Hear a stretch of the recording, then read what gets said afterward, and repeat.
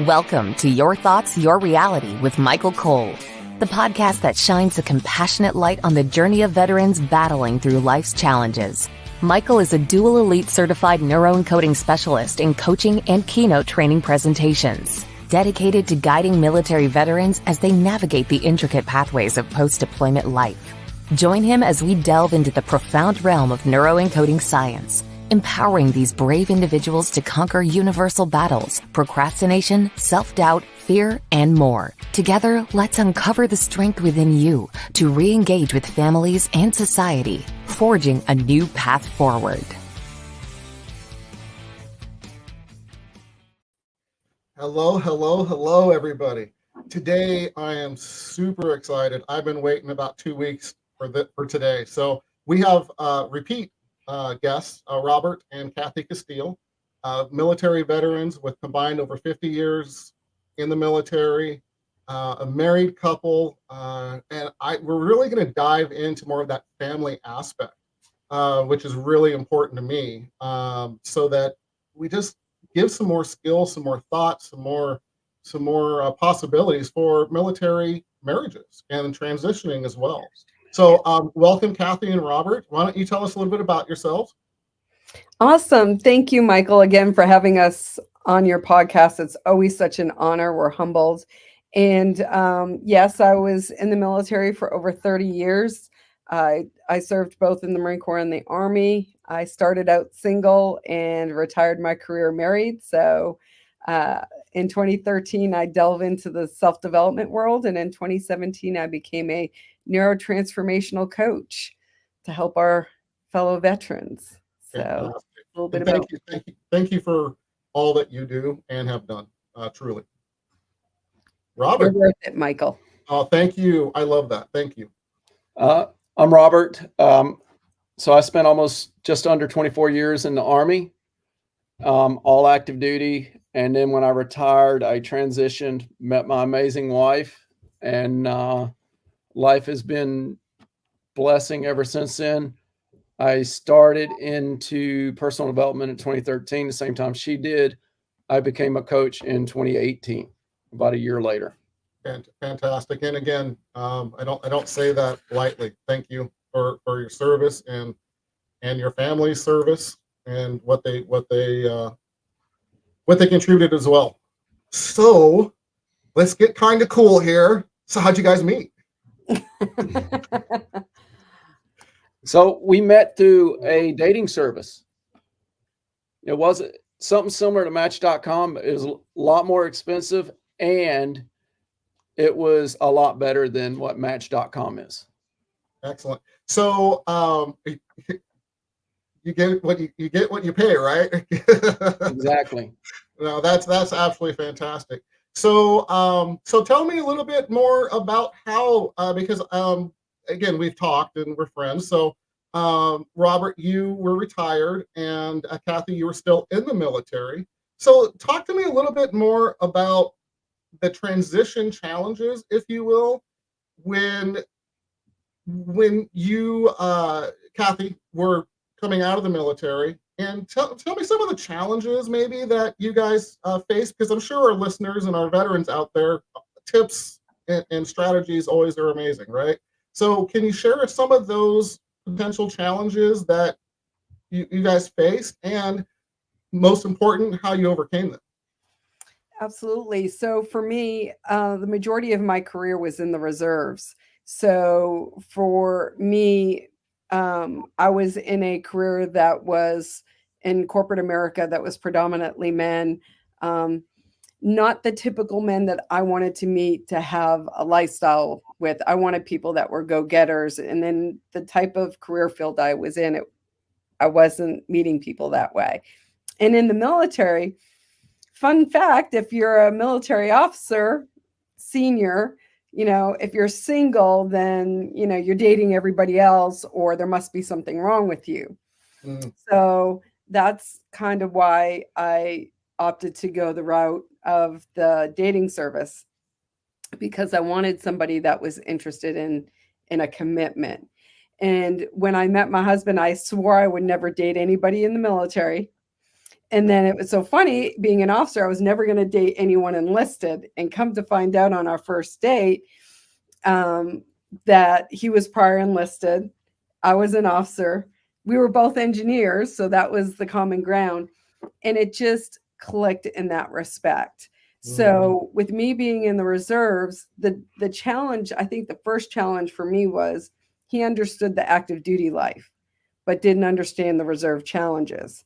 Got it. So it would cause a little bit of frustration because he's like, why can't you handle it this way? I said, well, that's not the way it works in the reserves. And then I think the first big challenge for us was my first deployment, because my husband was the one used to deploying all the time. And, his wife at the time would stay home. Now he was the one staying home and I was the one deploying. So I think that was the first challenge for us. Excellent. And Rob, being married. And Robert, thank you. Can you share a little bit about kind of what you went through with that? Yeah. So I transitioned out of the Army single. I just got divorced not too long before that. And then we met. But going into our first deployment, the reserves and National Guard is completely different from active duty. Right. And when she deployed, my challenge is keeping my mouth shut, because I was used to saying different things. And she's like, I can't do that. A, because I'm an officer, and B, I'm a reservist. Okay. So learning how to navigate the reserve side of it, I think it's much easier as active duty, because you have that community that's around that unit. With Reserve and National Guard, they're spread out all over the state, and sometimes in multiple states. So you don't have that nice, tight-knit community around you all the time. So when you're just alone and you're having to navigate and continue everything that they did while they were home, and then pick up and do everything that you do too. So you had double the work to do. Yeah, I can totally see that. So thanks for sharing, guys, by the way. So what are some of the things that or strategies, how did you work or figure that out at some point? I'm assuming it's communication, but how did you kind of maneuver and say, hell yeah, we got this now? What strategies did you guys put into play, if you don't mind? So it was basically communicating, Okay. Laying out the plan. Hey, look, this is what I plan on doing while you're deployed. And do you see any different route that we could do, or something else I could do differently? And just basically laid out the plan and communicated on a daily basis, or whenever she was available to communicate. Sometimes it was only through emails. Sometimes it was through phone calls, text messages, etc. But we communicated some way, somehow, as much as we could. Fantastic. Yeah. And if I could just add to that, Michael, we hadn't done much in the relationship realm as far as learning.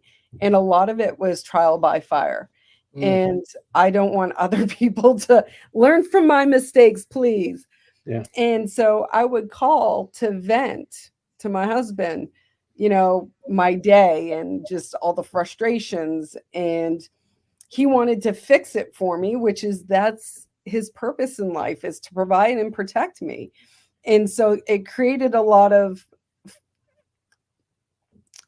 friction in the beginning. Till then I think I just came across it like accidentally, like, I just want to vent. He's like, oh, okay, cool. That's all you had to tell me. Now I'll listen and I'll stop trying to fix. Yeah, absolutely. And then the other part, I think, which was super cool understanding, is that he would pick a project on the house to do while I was gone. And I didn't care. Like, some people are like, oh, it's not in the budget or whatever. Being away from your partner for a year, they need something to focus on. So if if it's not within the budget, you'll figure it out. But each deployment, he had a project that occurred while I was gone that kept him occupied, and it kept, I think, for the most part, kept us both sane. Yeah, I think that's super important, guys. I can't tell you how many veterans, civilians. It's very similar when there's that separation, right? And there's a reason why it's Your Thoughts, Your Reality is the podcast name. When you're not busy, physically is always fantastic. Just tips out here, guys. But if you're not in a good headspace or mindset, the reality that you're seeing isn't generally actual reality. 90% of the time. So I think it's fantastic that you guys found that for Robert to do those kinds of things. And I'm going to share something. I shouldn't do this. Yeah, I'm going to. I still see Robert running around doing stuff when we're just talking. He does. It comes from a different space now. Like, I understand. Whereas in the beginning, it was a little bit like, why is this project turning into this massive thing? And, my daughter would basically say, Dad's just really missing you. And he misses you a lot. And he may not say it to you, but I can see it when he walks around the house. So all those were just pointing signs that, who am I to take that away? Yeah. And I mean, I think, and forgive me, if I'm overstepping here, but I think also when you find solace and you find a thing to quiet your mind and balance you, that habit doesn't go away, or it maybe shouldn't go away. So I think I was just making a joke, but I love how Robert's still going around. I'm trying to get him to my house, but once he finishes all my projects, he can go your way, Michael. Yeah, I'll come over and help. All right, that's fair. That's fair. I'll pay for the plane tickets. Fantastic, guys. So let me ask you, how has the culture of the military shaped your relationship and family dynamics? I know, right? So for me, coming off being on active duty, when I was married, when I was on active duty, I had to see my wife when I was at home. Sometimes I would go to work at 4 o'clock in the morning and I might make it home at 8 o'clock at night. So it was a very short time. Some days I was like, hey, we have a long weekend. And then she's like, get out of the house. So it's a unique dynamic because we have a short amount of time and then we all of a sudden have a long amount of time.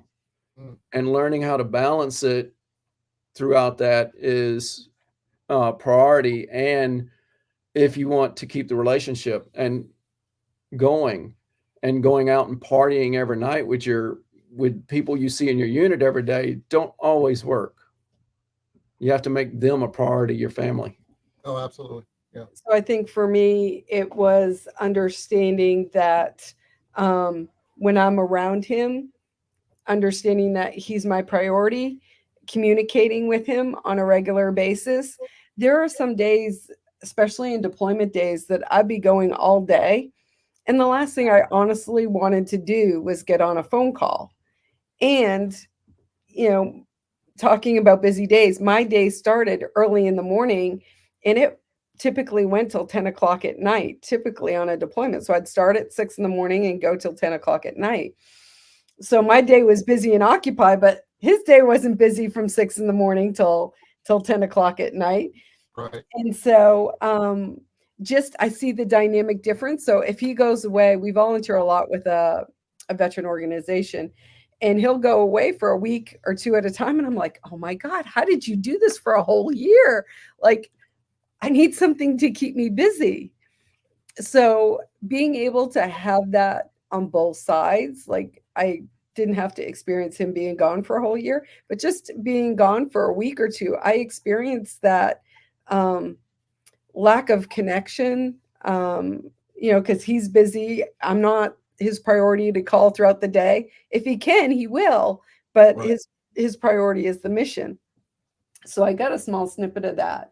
So I think the biggest thing that I have learned through this is communicating what I want and what I need so he can provide that to me.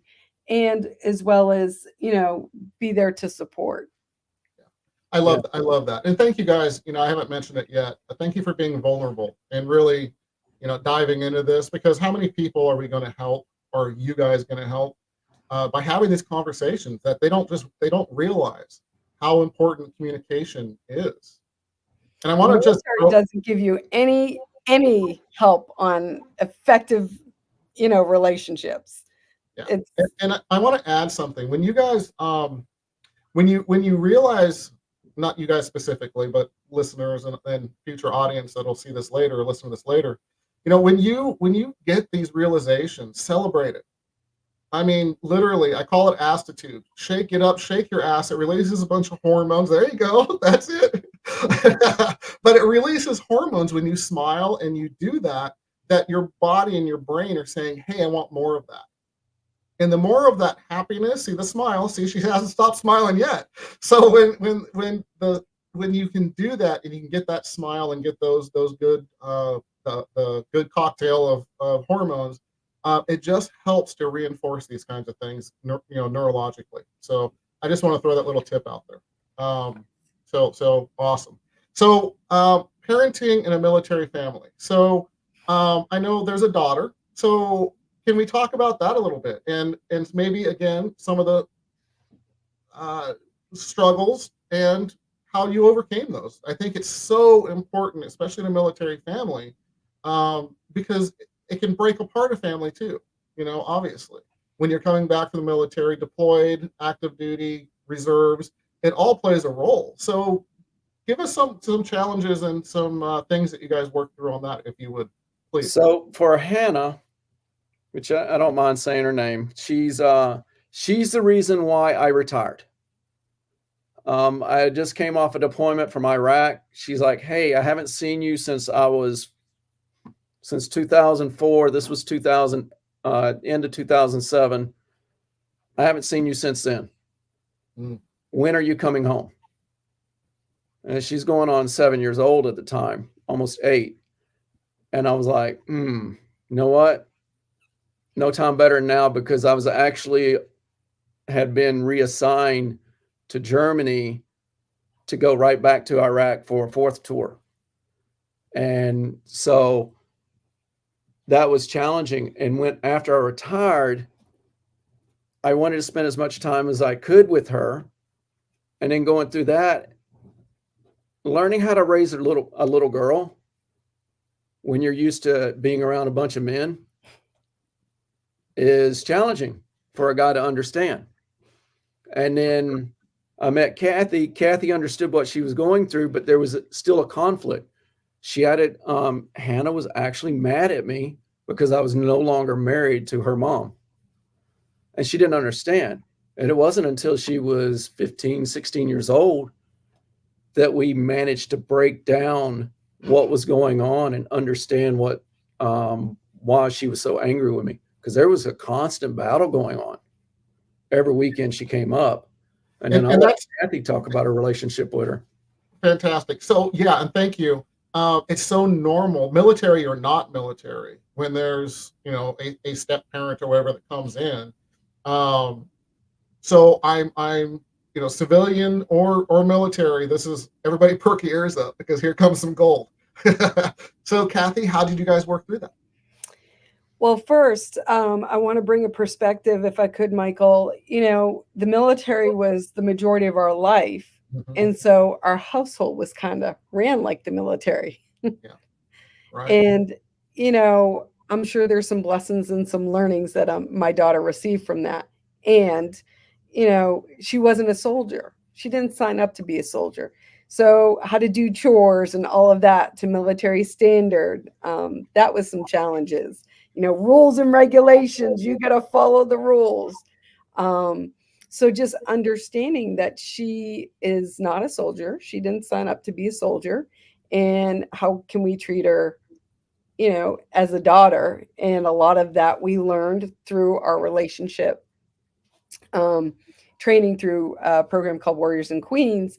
And so I had this conversation with her, and we really created a dynamic where all the parents were involved. So all the blended parents were involved. Let's all communicate together. Let's all figure it out and create that space for her to be able to talk without judgment. I will say the one challenge I think for her, though, was she was so young when her dad deployed, when Robert deployed. So she didn't really remember the transitioning coming back off deployment. So the blessing, I think, this go around my first deployment when I left and Hannah was here, is that when I came back, she's like, she would say to Robert, Dad, why is mom acting so weird? And she actually had conversations with her biological mom. And she said, your dad was the same way. You were just too young. You didn't realize. So a lot of times I would just, say to Hannah, I'm just not feeling well. Because it's so easy to say that than to try and explain what's going through your head. So even though you think you got it handled and you're handling it all, the kids know and they see that. So just having conversations with them. I think that's the biggest thing for us being military and deployments and blended family and everything. Talking, communication without judgment, just Absolutely. letting everybody be heard. A mentor of mine, Vinu Keller, she always says, "Be curious, not critical." And when you have those types of that type of communication or those types of conversations, it changes the game. I love what you're saying. Truly, absolutely. Another thing that truly bridged the gap was when it came to decisions, we had her make the decision, and we would listen to it. Unless it was going to hurt her or kill her, we didn't stop it. She had to go out and learn those lessons herself. And especially with finances, we started her young on a budget. Hey, look, this is how much money you got. You got to make it last 6 months.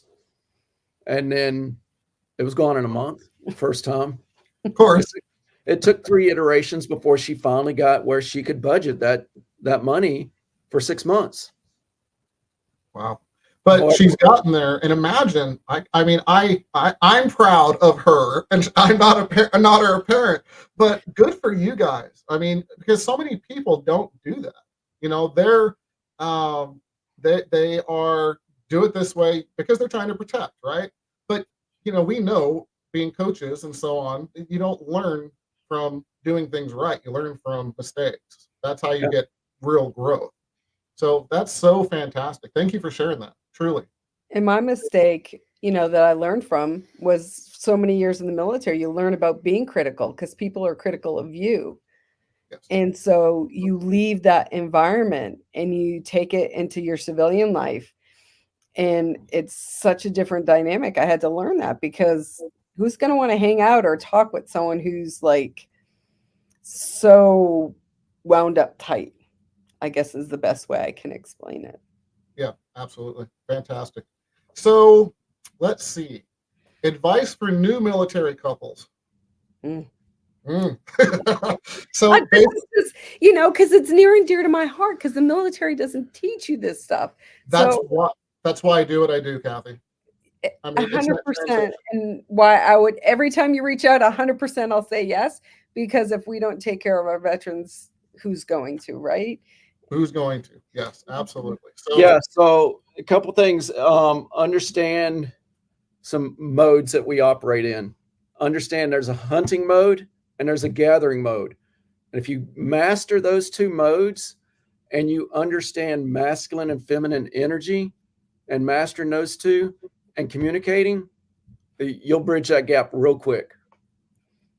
I love that. Can you explain a little more? If you can go a little deeper into what that means or what that feels or looks like, even more so, if you could. So imagine a prehistoric time hunting the deer. The guys went out and hunted the deer. If they broke their focus and got sidetracked on something in the meadow, like flowers or something like that, they didn't feed their family that night.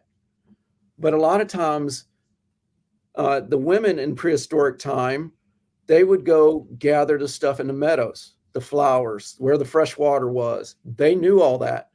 And then in society today, the women flip-flop back and forth so quickly, guys, I have to ask sometimes, to be honest, hey, can I get your attention for a second? When she's in hunting mode, when she's focused on something, I interrupt her, and all of a sudden I'm having words thrown at me in anger and not in pleasantries. Right.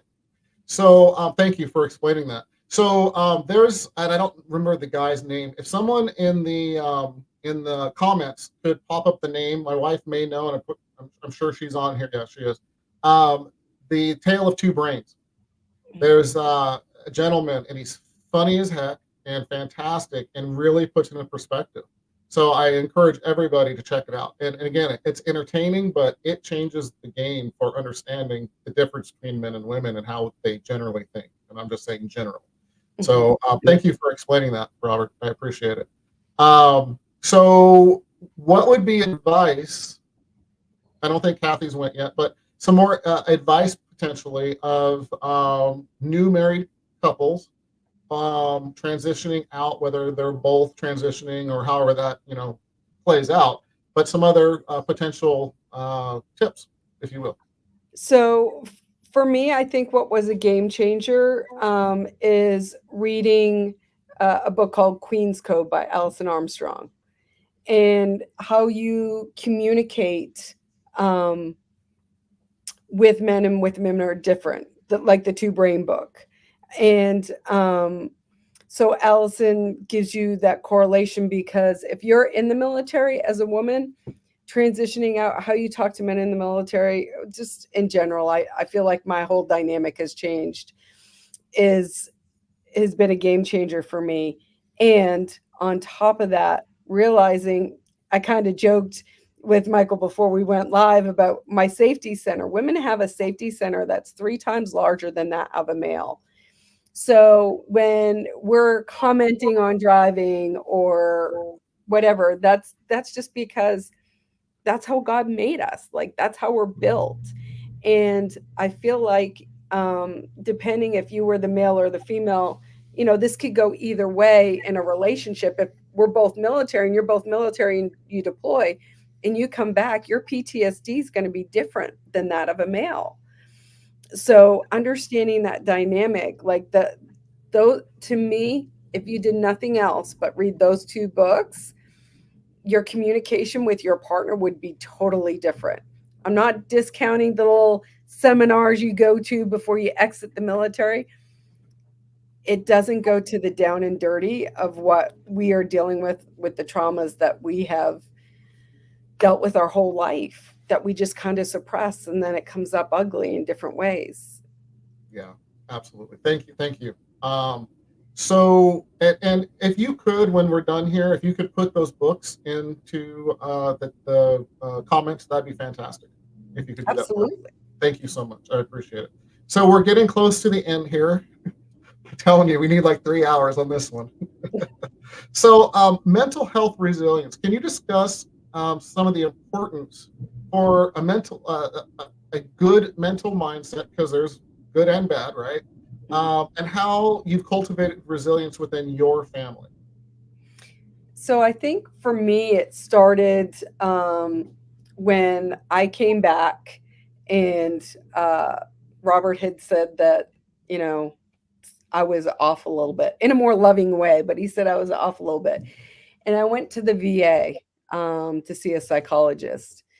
And I will share that if you go to the VA and it doesn't work, just go out on your own. Like, it's so worth it. I went for 1 or 2 appointments, and then after that, I called to reschedule, and I never got a rescheduled appointment. So then I decided I would seek, therapy out on my own. And I think for me, having somebody to be able to talk through what I was going through without it being my partner, hindsight 2020, if I knew about coaching back then, this was back in 2011, I would have definitely gone the coaching realm. But speaking to somebody that can help you navigate those traumas that we tend to hide, or that we forget about, that shows up in our partner and in our relationships, we call them triggers in our world. So with the emotions that you're suffering from the PTSD or from the mental health of the events you went through, in the military, you're taught just to shove them down and shove them down. Absolutely. Well, I like using this analogy. Imagine holding a beach ball underwater and eventually your arms get tired. What happens to that beach ball? That beach ball comes up and shoots out of the water like skyrocket. Well, our emotions are the same way. So either it's going to come out in illness, it's going to come out in some sort of sickness, or it's going to come out in the form of anger and rage and things like that. So talking with somebody about what you went through is vitally important. Get it out there so that you are not so numb to it, because that's part of your story. There's nothing you can do to change it. You got traumatized that one time. Every time after that, you've re-traumatized yourself. Amen. So just get it out there, get it out of your body and let somebody else hold the trash can, and so they can go dump it out for you. That's absolutely fantastic. There's the analogy and I have chills, man. Thank you. I mean, that's as good as it gets. God, I appreciate you too. No, we love you too, Michael. Love you guys, truly. So time's up. We're actually flying past as usual. So when we talk about resources and things, Robert, I just want to bring to light here. Hey, go to Empower Performance Strategies. There are free ebooks for veterans. There are Facebook groups. There are all kinds of resources to reach out. Don't just go silent. Don't go to solitude. Reach out to someone. Talk to somebody, just like you guys just said. I just thank you for bringing that up, so I could bring it up. There's a QR code as well. If you're watching this, you can scan the QR code. Takes you automatically to all that stuff. So again, use those resources. Use any resources you need. Reach out. And let's lead into the next one. How do people reach you guys? Well, we have a couple different ways. There's, I would like to mention, if you don't mind, Michael, if you want to learn the most you can learn about relationships, warriorsandqueens.com. There's so much free information on there. There's a free e-course that'll at least get the ball started. If you want to speak to us one-on-one, you can reach us at msmcoachinggroup.com, and we're on Facebook. So we're friends with you, and they can find us that way. Yep. We are here to support you. Absolutely. Thank you guys so much. So, you know me, well, my mouse just died, so that's a little bit of a problem. But so why I changed my mouse batteries, 3 tips for military marriages. Love your queen like there's no tomorrow. And support her and her growth. I would say appreciate and respect your king. You may not always agree with everything that he is doing. However, he's doing what in his mind he thinks is best for the family. And got one more. No matter what, keep going. Just keep going. Figure out where the trigger's coming from your past, and deal with it to have a better life in the future. Because your relationship is worth it. Love you guys. You guys are fantastic. You guys are awesome. And we'll get you scheduled to come back on again. Absolutely. Awesome. Would love to. Love to be here. Yeah, thank you. And just with closing, these are some of the best tips and just real people sharing because they love you and they want to help. This is why we all are out here doing this. So anything we can all do, reach out, obviously. And I think, guys, we're out of here. Take care. See you, brother.